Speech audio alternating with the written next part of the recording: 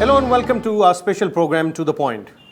Though India, with a multitude of religions and castes, have historically produced a secular way of life, but there have been several incidents, several occasions when this peace and harmony has been disturbed due to some communal incidents. And in the wake of the recent such incidents in certain parts of the country, the proposed legislation to go ahead and prevent such particular incidents and also provide relief to the victims has been at the center of discussion at several forums. Today we have with us none other than Mr. Wajahat Habibullah, the chairperson of National Commission for Minorities. Sir, welcome to the show. Thank you. Let me first of all begin with the latest incidents, specifically in the state of Uttar Pradesh. In Muzaffarnagar, we saw, spate of violence, communal incidents, several people being killed, several victims now staying in relief and rehabilitation camps. What is your reaction, being the chairperson of the National Commission for Minorities? No, well, as you said earlier, our country's diversity is such that it is a matter for celebration, because we are unique in the world in the variety of our communities, religions, cultures, languages. You name it, we have it. So that is our richness and our wealth. So while we must celebrate this diversity, certainly, we must also be cautious. It is necessary to be cautious of those who would like to disrupt this diversity, who would like to take advantage of this diversity to promote measures which are weakening to the nation, which will debilitate the nation. Because obviously, with this rich diversity, if all the components start clashing with each other, then it will lead to a complete destruction of the whole tapestry, the whole fiber. Therefore, it is necessary. Now, you asked me in the context of the recent incidents in Muzaffarnagar and its adjoining areas, Shamli, Saharanpur, Baghpat, Meerut. The point is that unfortunately we've had such incidents before, not of this kind of extent or enormity. But I think it's a good reminder that while we celebrate our diversity, it is also necessary to safeguard that diversity, because there are people, there will always be elements. Where every positive has an opposite, which is not positive, which is a negative. It will happen everywhere, and therefore this richness, this wealth, has to be properly protected. And I think that the recent spate of violence, whether it is recently in UP, then followed just earlier on in Indore, then just before that in Tonk, just before that in Dhule, there has been a spate of these kinds of problems, and therefore it signals the way to our ensuring that this diversity is not only preserved, but that those who wish to disrupt this diversity or take advantage of it to further vested interests or anti-national interests, those persons are restrained. There was an effort by the UPA government in 2005 when they brought in a bill which was specifically named as Communal Violence Prevention, Control and Rehabilitation of Victims Bill 2005. It was tabled in Rajya Sabha. It went to the standing committee. Now there is a more defined version, or rather refined version of that bill, which is in public domain, to which several inputs have been given by the NAC, that's the National Advisory Council as well. We'll come to those recommendations later on, but I want to name the bill specifically out here. It is now named as Prevention of Communal and Targeted Violence, Access to Justice and Reparations Bill 2011. What is your viewpoint? How effective legislations like this can be in preventing such clashes, one, and two, providing relief to people who are victims in these clashes? Well, there are two main features of this. One is the bill that is there. We have also provided our inputs to the NAC, which most of them were actually accepted by the NAC. The two great important features of this law are both accountability and then rehabilitation. I was not too happy with the use of the word reparation, because that is normally a word that is used in wartime. A defeated nation then pays reparation. I don't think that is what is intended. So there is a question of rehabilitation. These are the two challenges that you will find have happened in incidents of this nature, the recent incidents in Assam. Before that, you still have persons who are internally displaced, be it from Jammu Kashmir, be it from Orissa, Gujarat, or other parts of the country. Now, this bill seeks to address these issues.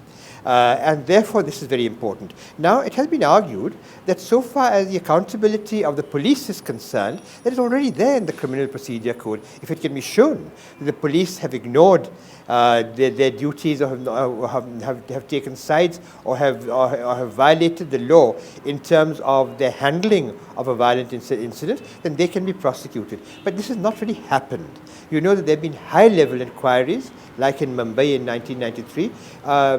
The commissions have reported on it, but the action has not been forthcoming. Here, therefore, was a bill which condensed the existing components of the law and made it more cohesive and strong. And therefore, these are the two components of the bill which I feel now are absolutely necessary.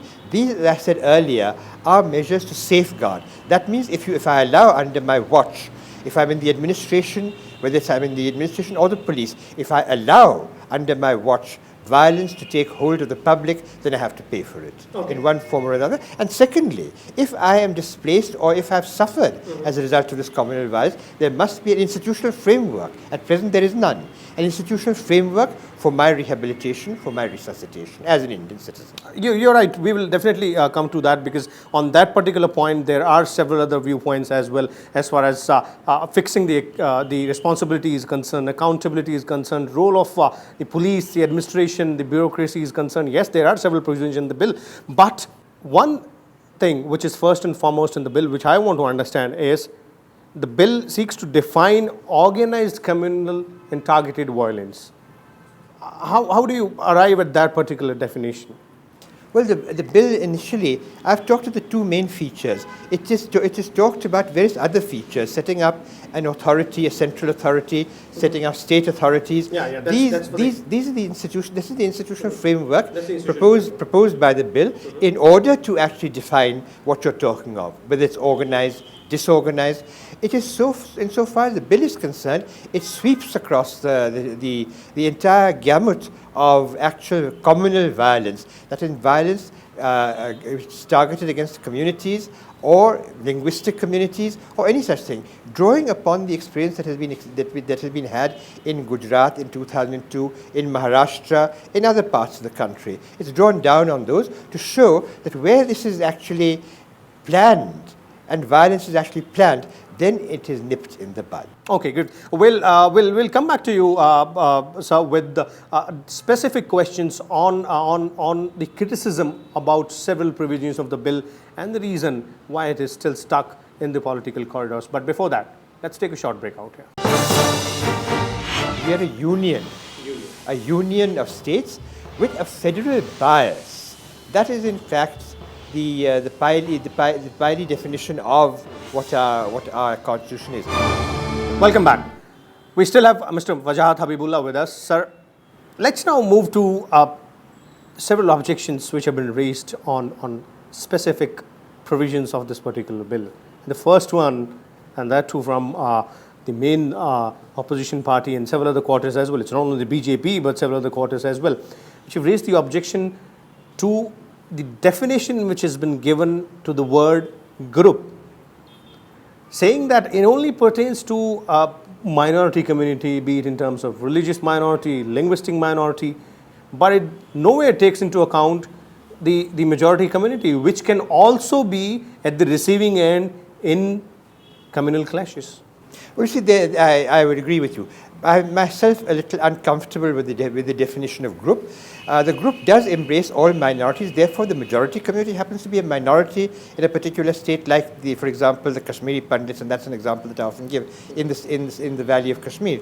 They are a minority, and their minorities are not defined according to their religion, under this bill, but where they happen to be a minority in the particular area where they are. That can be argued further, but I think the bill loses nothing by just removing that. This is one criticism that was certainly made, and we have also recommended that this is not a criticism on which the bill needs to stick. The point can be noted wherever they happen to be, a community happens to be in a minority, it becomes targeted, whether it's even in a neighborhood. It may be a minority in a particular neighborhood. It may not be a minority in a state or even a city, but in a neighborhood, and may become a victim. So that way, it will help to balance, protect minorities wherever they may be, irrespective of religion, irrespective of caste, irrespective of language. So and I believe that the Ministry of Home Affairs, while working on this bill, has come up with, I don't know what the latest position is, but has come up with some definition which would be acceptable. But you believe that there'll be no effect on the bill, if at all, this particular thing, despite the fact that this particular word group, you know, and the definition of the group which has been ingrained in this particular bill appears several times in this bill, in several important clauses such as clause 8, clause 9, clause 12, and these are very important clauses which deal with the offences against that particular group. And you would have noticed that into the definition also, they've introduced the words internally displaced persons. Yes. That was on our recommendation. Yeah. So internally displaced persons also form part of the group, which takes me back to the point that I had raised earlier, the Kashmiri Pandits, or people of similar nature. Now, Christians are a majority in certain parts of the country, but they're a minority in Orissa, and there you have what has happened in Kandamal. Similarly, you have Muslims who are a majority in Jammu and Kashmir and in Lakshadweep, but they're a minority in some other parts of the country. In certain cities, in certain districts, you may have Muslims as a majority. In certain others, they may be a minority. So these are, in fact, the Hindus and the Muslims are the two largest communities in India. So there'll be minority and majority in different kinds of places, and then followed by Christians and Sikhs. So this definition of group, as you mentioned, talks of this, but the definition of group, the reference to a group, can be more broadly interpreted if the group is not defined under the law in the manner which you're saying is defined. Exactly. Another very important objection is, and a significant one at that, from several political quarters, and this is coming in from several state governments as well, given the fact that there are several regional parties which are heading the state governments in various states, is the fact that they allege that this particular bill infringes on the rights of the state. This is against the federal structure as far as the issue of law and order is concerned, because it takes away that particular right of the state from the state government. Now, that, of course, was the other. These are the two major criticisms, the definition of group and this other question of the central authority. And now, we are not really a federal constitution. We are a union. A union of states with a federal bias. That is, in fact, the Pali definition of what our constitution is. So ours is a unitary structure with a federal bias in order to promote the working of states with the union. But you're right, in recent times there has been emphasis on the federal bias because of the fact that different parties rule different states. So people do not want the center to infringe on those. I think here there is really a question of again defining what you mean by the bill. The bill is a bill which seeks to deal with a national issue. You will see from the recent incidents that have been occurring, they've been occurring all over the country, without a question of which particular political party, which particular speaking religious group, and so on and so forth. You will find it. You've had these incidents in the south. You haven't had them, of course, in Kerala and Tamil Nadu, but you have had them in Andhra Pradesh. You've had incidents in Karnataka. You've had in the east, in the west. You've had incidents all over the country, in the northeast. All over. Therefore, this is a national issue. Now, how you deal with it is a question that the states and the centre have to come to terms with. We already have. And in fact, I have offered the government that if there's a dispute about setting up a new federal authority, and that may be said, because we have a number of, like the National Commission of Minorities, organizations which have an outreach across the country working under a certain law. So you empower them under this law. The National Human Rights Commission, or some sort of organization like that, is already in existence. You don't have to have a new organization created under the law. But these are points for discussion, and these are not overriding.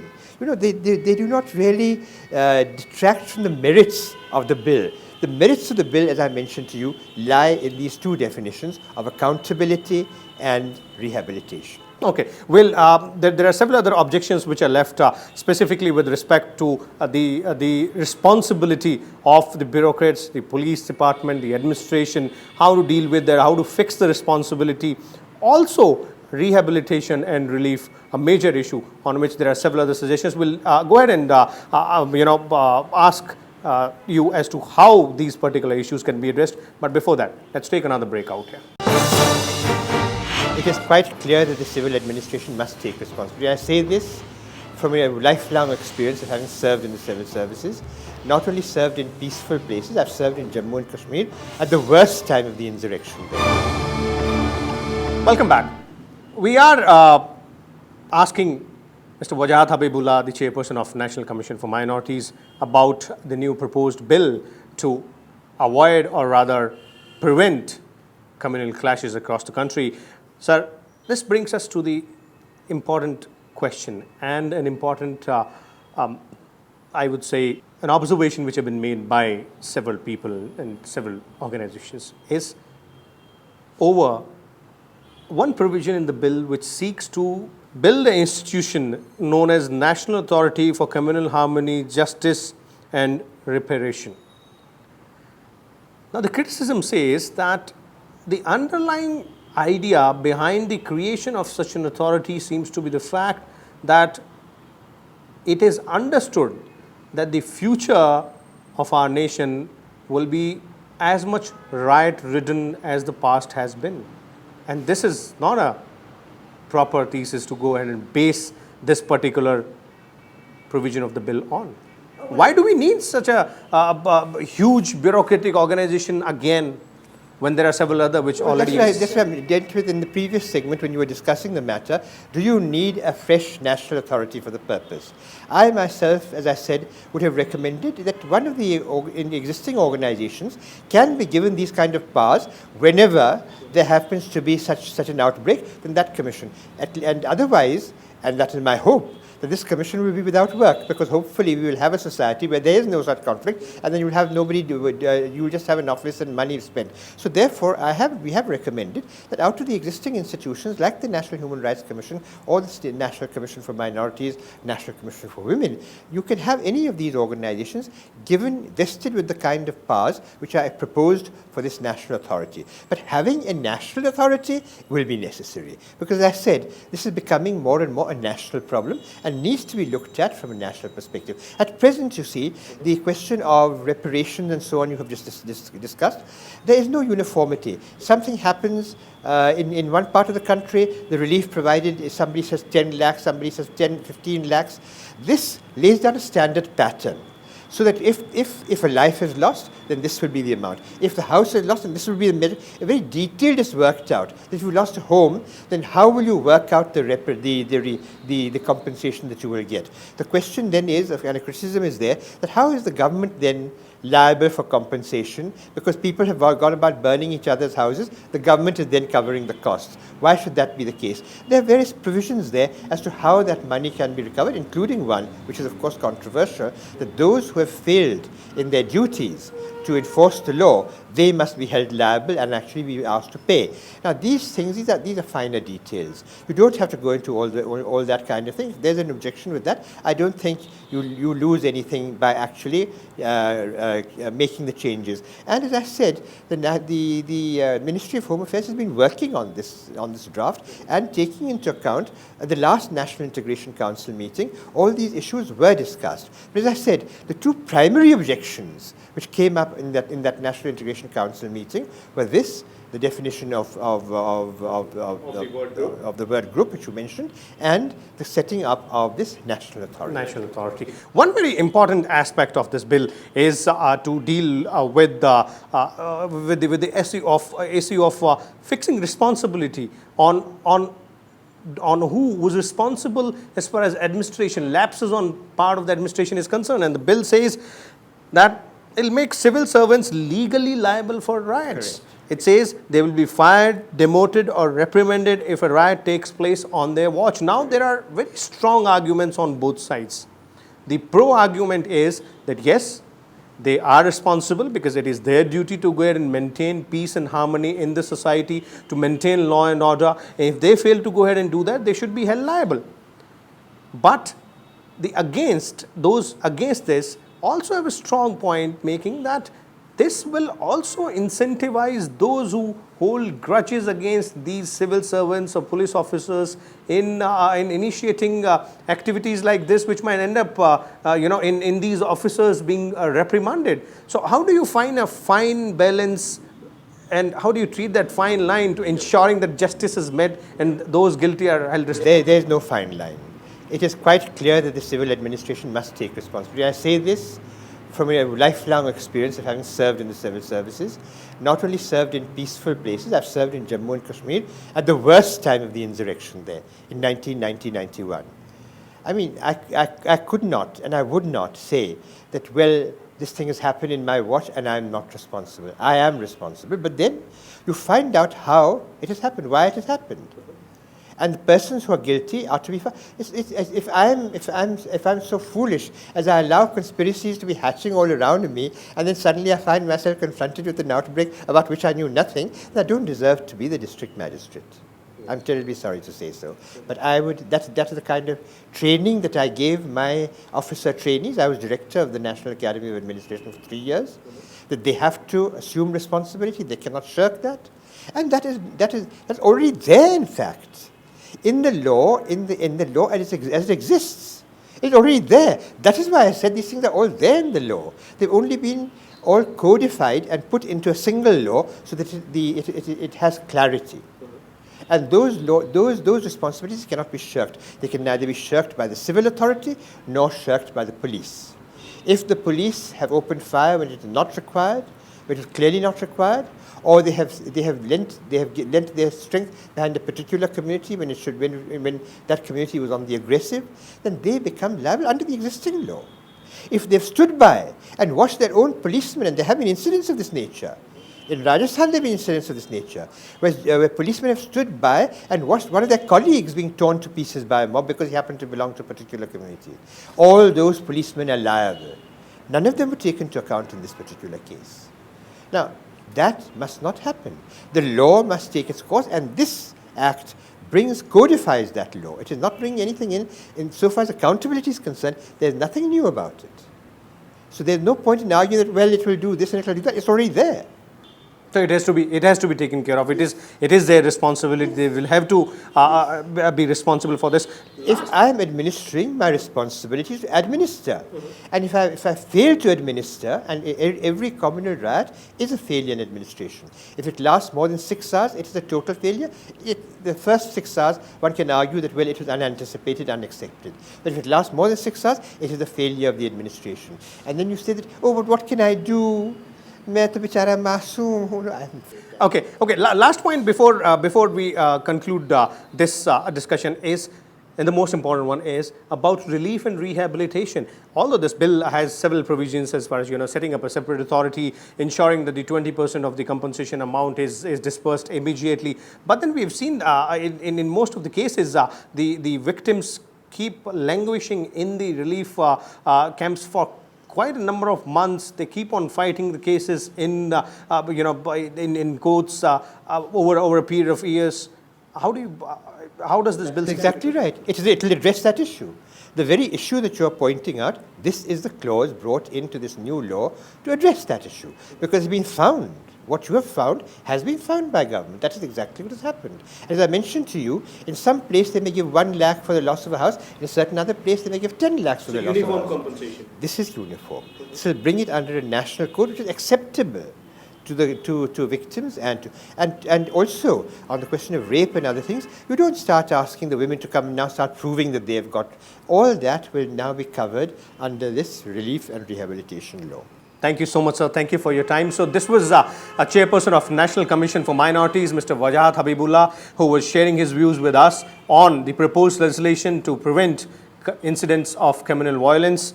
We'll come back next week with a different personality on a different topic. Till then, keep watching Rajya Sabha Television.